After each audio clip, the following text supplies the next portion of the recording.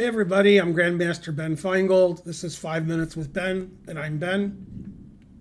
Going back in the time machine again, we're going to look at a game Magnus Carlsen played in 2004. God damn, 21 years ago. So he was only, 13 years old or so. So he was 25-52. God damn. And he's playing Tiger Hillarp Persson, who's a person. So if he was like Tiger Hillarp Lion, he'd be a tiger or a lion. But now he's a tiger or a person. Or maybe he's a Hillarp. Anyway, Tiger's rating was 25-13. And I asked Magnus last time I saw him, like, how does Tiger play? And Magnus said, he's great. So he has a good sense of humor.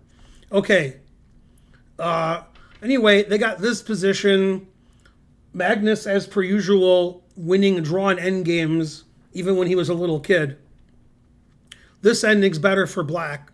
Black played Rook D3. Well, I thought he did. Okay, and the engine says that the ending's a draw. Actually, no, it says in this position, the ending's a draw if White plays Bishop to B7. And I don't know why Bishop B7 is better than other moves, but it is. King B2 is a mistake. Rook D3, Bishop C6. Now Magnus gets his pawns going. D5, blocking the bishop's defense of the knight. Oh, give me the knight. Okay, now even though Magnus was a little kid, he knew always repeat. In fact, all grandmasters know always repeat. I'm just the only one who ever says it. So Rook D1, Rook D3, Rook D1. Now, if Magnus wanted to claim a draw, he could play Rook D3 or say Rook D3 or whatever.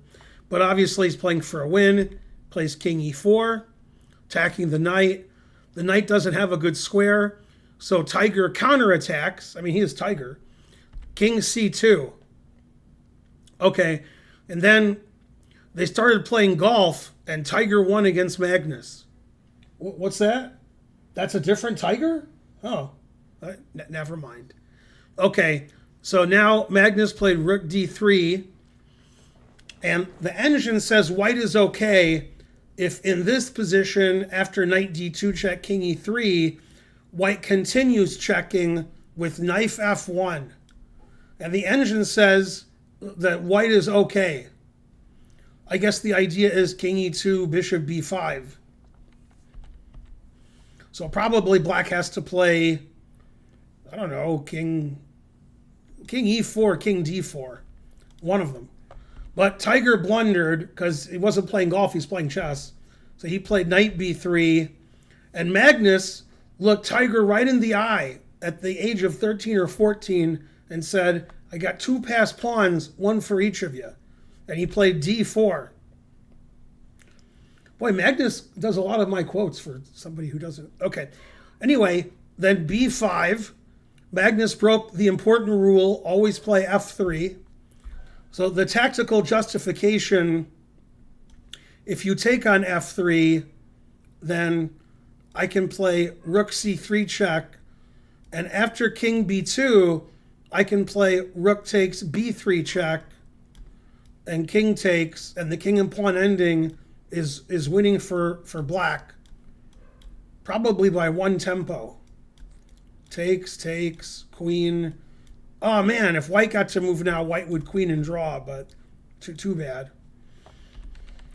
Okay, so he didn't take on F3, played A4, and now Magnus said, let's see, I played F3, breaking Ben Feingold's rule.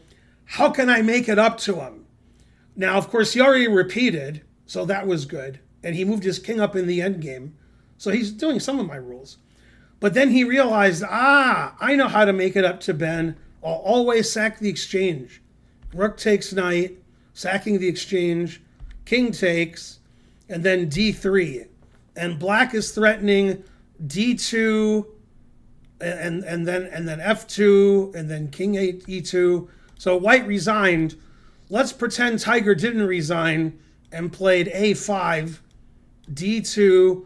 Now here, Magnus could blunder with king e2, bishop takes pawn check, and tiger wins. But Magnus would have played f2, bishop g2, king e2, and black wins by promoting the queen pawn with check. So after d3, Tiger resigned. It proves that Magnus is better than Tiger at chess, and probably Tiger's better at golf. What's that?